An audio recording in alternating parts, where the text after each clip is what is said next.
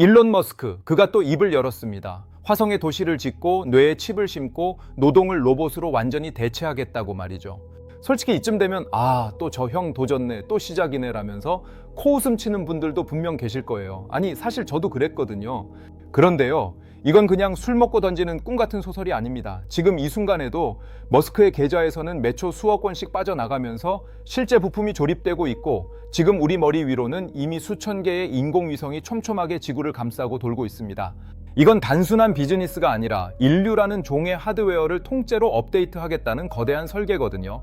안녕하세요, 개미의 독학입니다.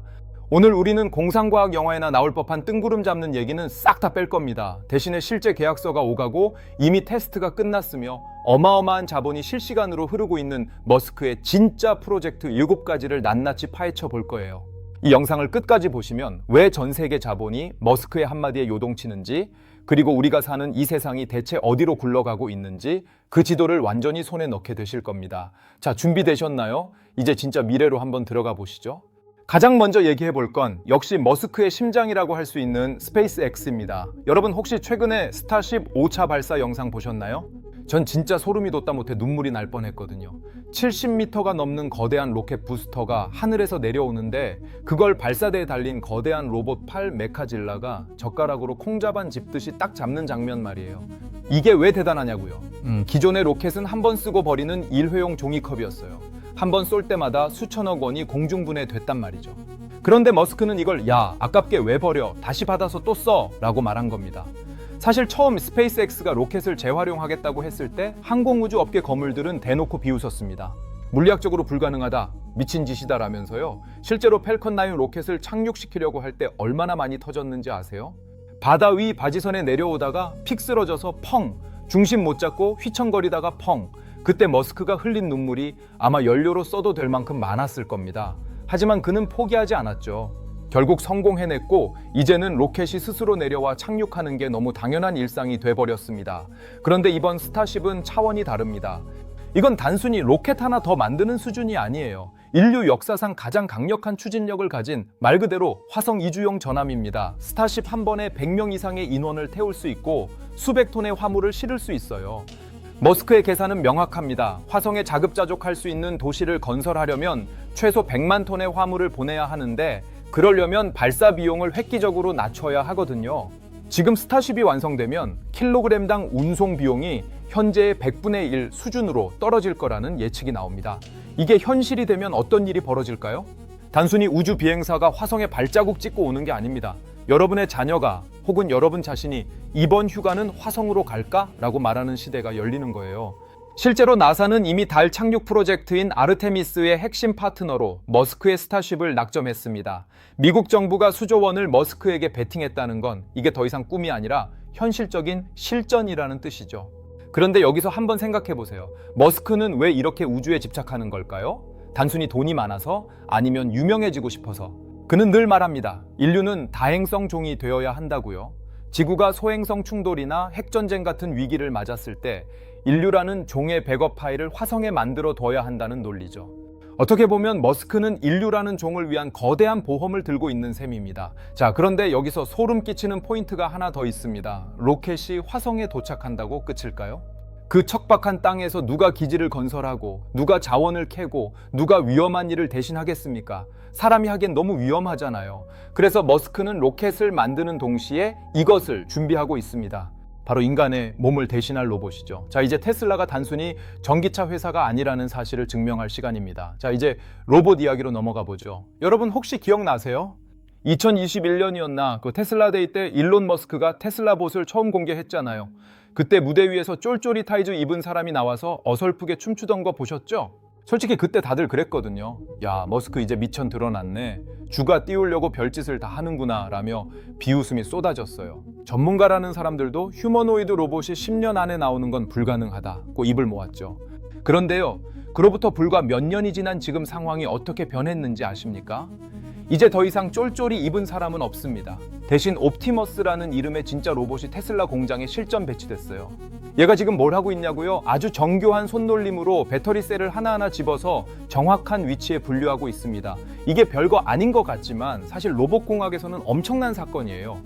사람한테는 쉬운 일이지만 로봇한테 부드러운 물체를 적당한 힘으로 쥐어서 옮기는 것은 정말 극각의 난이도거든요. 그런데 옵티머스는 그걸 해내고 있어요. 그것도 누가 일일이 코딩해 준 게 아니라 사람이 하는 동작을 보고 스스로 학습해서 말이죠.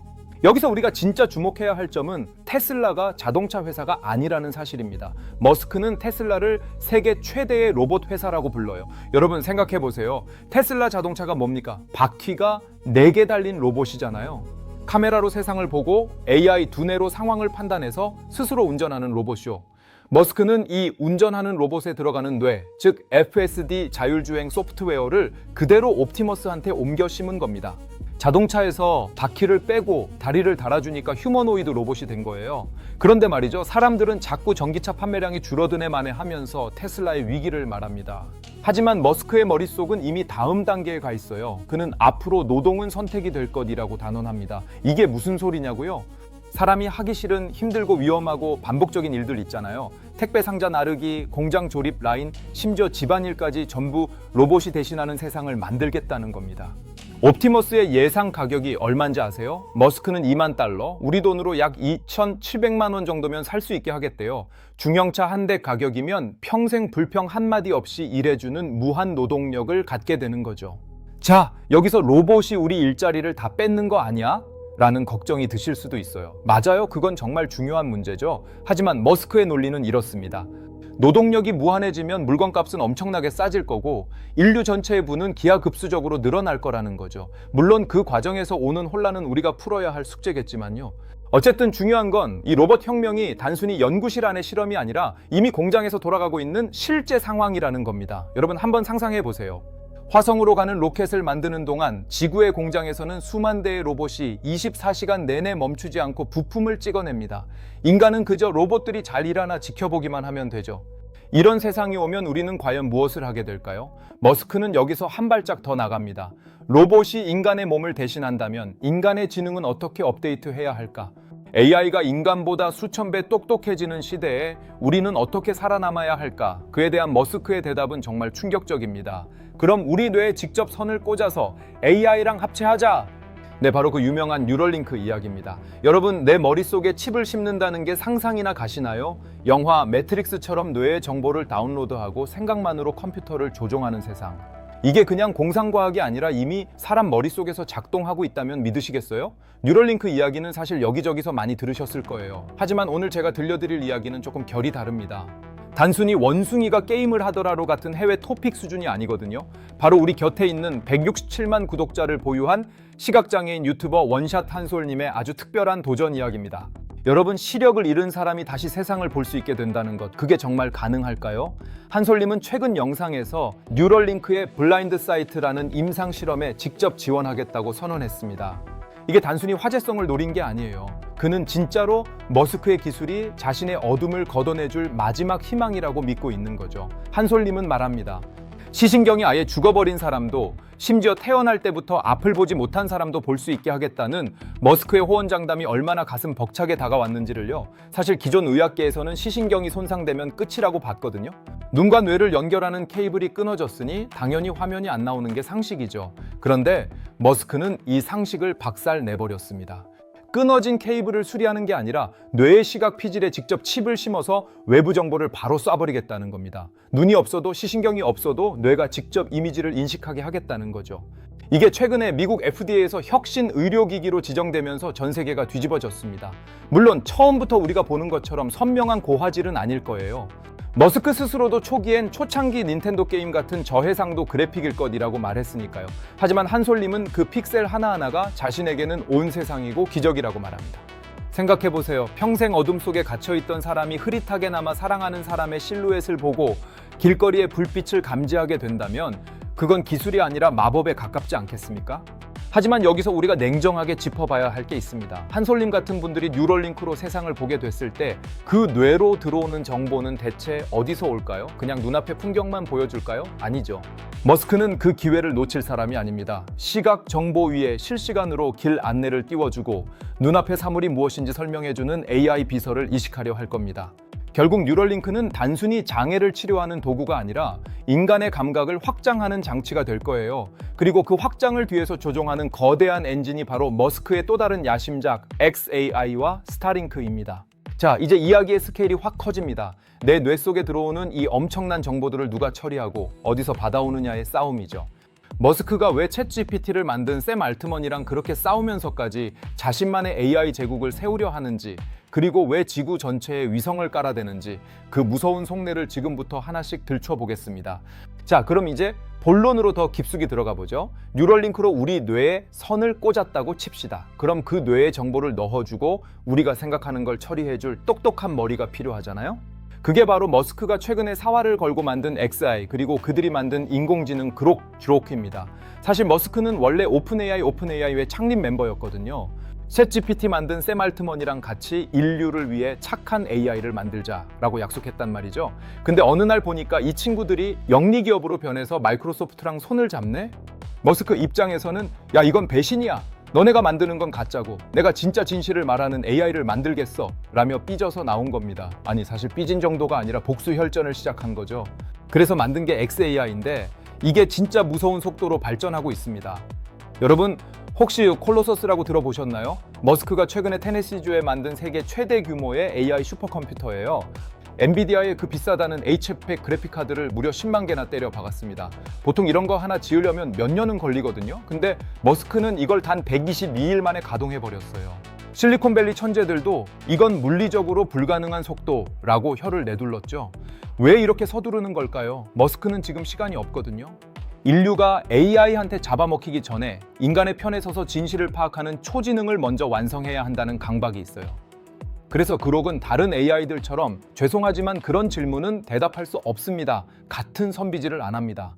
좀 더 거칠고 유머러스하고 실시간으로 XUS 트위터의 데이터를 긁어와서 세상 돌아가는 꼴을 그대로 보여주죠. 자, 그런데 여기서 한번 생각해 보세요. 아무리 똑똑한 AI와 뇌칩이 있으면 뭐 합니까? 인터넷이 안 터지면 깡통이잖아요. 산골짜기나 바다 한가운데 혹은 전쟁이 터진 곳에서 인터넷이 끊기면 머스크의 모든 계획은 물거품이 됩니다.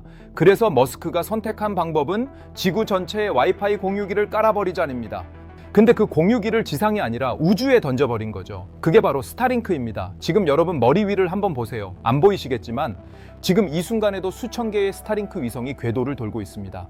이미 6천 개가 넘게 올라갔고 머스크의 목표는 이걸 42천 개까지 늘리는 거예요. 이게 얼마나 대단한 거냐면 이제 지구상에 인터넷 안 터지는 사각지대라는 단어 자체가 사라지는 겁니다. 실제로 우크라이나 전쟁 때 보셨죠? 러시아가 통신망 다 끊어버렸는데 머스크가 스타링크 단말기 보내주니까 우크라이나 군대가 우주 인터넷으로 드론 날리고 작전 지휘 다 했잖아요. 이건 이제 단순한 인터넷 서비스가 아닙니다. 전 세계의 정보 흐름을 쥐고 흔드는 우주 권력이 된 거예요. 게다가 스타링크는 머스크에게 어마어마한 현금을 가져다 줍니다. 다른 사업들은 돈을 쓰기만 하는데 스타링크는 이미 흑자 전환에 성공했거든요. 전 세계 선박 항공사, 캠핑족들이 매달 구독료를 내고 있죠. 이 돈이 어디로 갈까요? 맞습니다. 아까 말한 화성가는 로켓 스타쉽을 만드는 연료비로 들어가는 겁니다. 자, 그럼 그림을 그려보세요. 스타링크로 지구 전체를 연결하고 xAI로 모든 데이터를 분석하며 뉴럴링크로 인간의 뇌를 직접 연결합니다. 소름 돋지 않나요? 이건 단순히 사업 7개를 하는 게 아니라 하나의 신적 생태계를 구축하고 있는 겁니다. 근데 말이죠, 머스크는 여기서 만족하지 않습니다. 야, 통신도 되고 뇌도 연결됐는데 우리가 움직이는 통로가 너무 막히지 않아? 그리고 돈 주고 받는 건 왜 이렇게 불편해? 라면서 또 다른 판을 벌립니다. 바로 땅 밑을 뚫고 우리가 쓰는 앱을 통째로 바꾸겠다는 계획이죠. 과연 지옥 같은 교통체증을 해결하겠다는 보링 컴퍼니의 비밀은 무엇인지, 그리고 그가 트위터를 사서 만들고 싶어 하는 에브리싱 앱의 정체는 뭔지, 이게 우리 지갑이랑 무슨 상관이 있는지 다음 장에서 진짜 흥미진진하게 풀어드릴게요. 자, 이제 좀 더 땅으로 내려와 볼까요? 아니, 정확히는 땅 앱 밑으로 내려가 봅시다. 여러분, 솔직히 말해 봅시다. 출퇴근길 지하철 지옥철이나 꽉 막힌 강변북로, 올림픽대로 위에 서 있을 때 무슨 생각 드세요? 아, 진짜 내 인생의 이 아까운 시간들을 도로 위에서 다 버리고 있구나 싶지 않나요?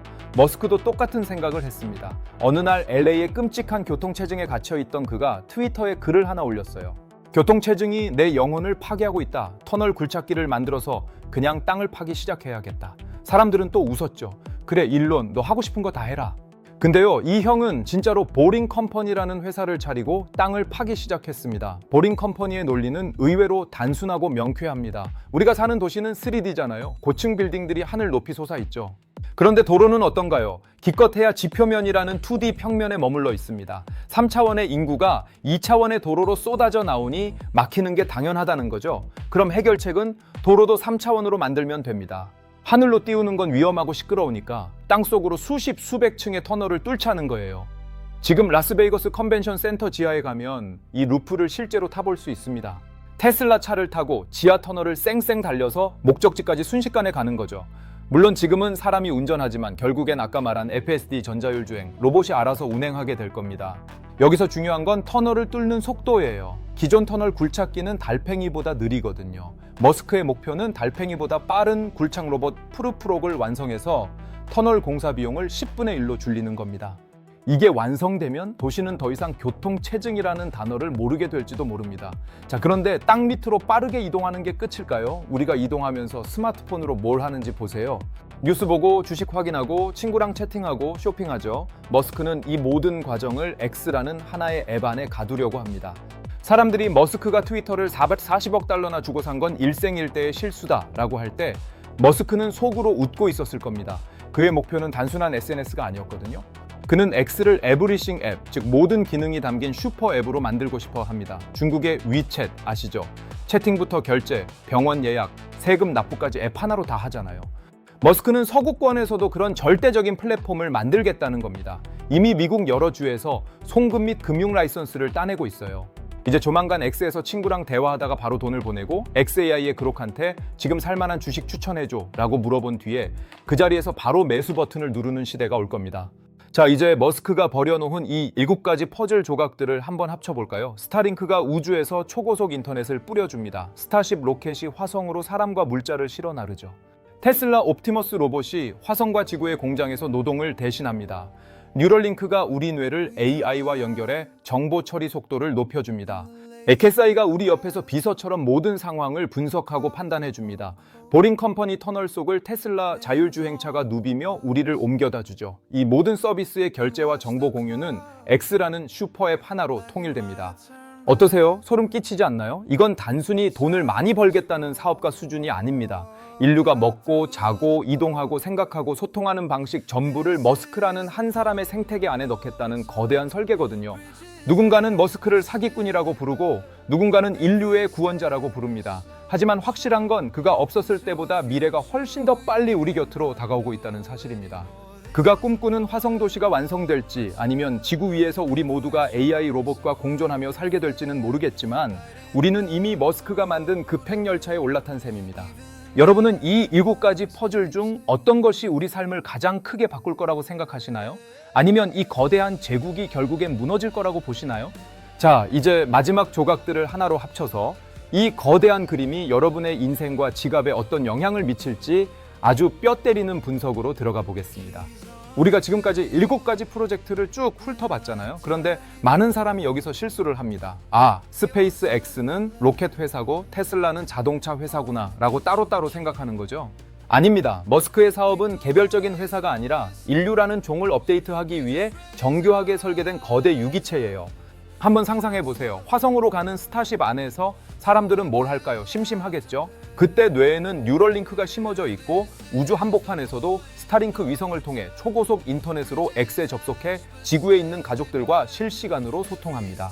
화성에 도착하면 인간이 살기 힘든 척박한 땅을 개간하고 기지를 건설하는 건 사람이 아니라 옵티머스 로봇 군단입니다. 그 로봇들의 두뇌는 XAI의 초지능이 담당하고 그 모든 과정에서 발생하는 천문학적인 결제와 자원 배분은 X의 금융 시스템 안에서 이루어집니다. 소름 돋지 않나요? 이건 단순한 비즈니스가 아니라 머스크가 왕으로 군림하는 새로운 행성 국가의 설계도인 겁니다. 자, 그럼 여기서 우리는 이런 질문을 던져야 합니다. 그래서 이게 나랑 무슨 상관인데? 일론 머스크가 화성을 가든 로봇을 만들든 내 통장 잔고랑 무슨 상관이냐고. 여러분, 이게 진짜 핵심입니다. 머스크가 건드리는 모든 분야의 공통점이 뭔지 아세요? 바로 비용의 파괴입니다. 로켓 발사 비용을 100분의 1로 줄이고 노동 비용을 로봇으로 제로에 가깝게 만들고 터널 굴착 비용을 10분의 1로 낮추는 것. 이건 지금까지 우리가 알고 있던 자본주의의 기본 법칙을 뿌리째 흔드는 일이에요. 우리가 지금까지 돈을 벌고 먹고 살았던 이유는 노동의 희소성 때문이었거든요. 그런데 옵티머스 같은 로봇이 1시간에 단돈 몇 달러에 전기료만 먹고 24시간 일해준다면 여러분의 일자리는 어떻게 될까요? 단순히 무섭다고 떨고 있을 때가 아닙니다. 머스크는 이미 그 세상을 준비하고 있고 우리는 그 변화의 파도 위에서 어디에 올라탈지 결정해야 해요. 첫째, 기술적 해자를 공부하세요. 둘째, 변화의 속도에 감을 잃지 마세요. 셋째, 거인의 어깨에 올라타세요. 비판은 하되 혜택은 가장 먼저 누리는 영악한 개미가 되어야 합니다. 오늘 영상 어떠셨나요? 1시간 가까운 시간 동안 머스크의 7가지 미친 프로젝트를 딥다이브 해봤는데요. 긴 영상 시청해주셔서 진심으로 감사합니다. 자, 이제 독학은 끝났습니다. 이제 직접 세상을 향해 나아갈 시간입니다. 여러분의 건승을 빕니다. 다음 영상에서 만나요.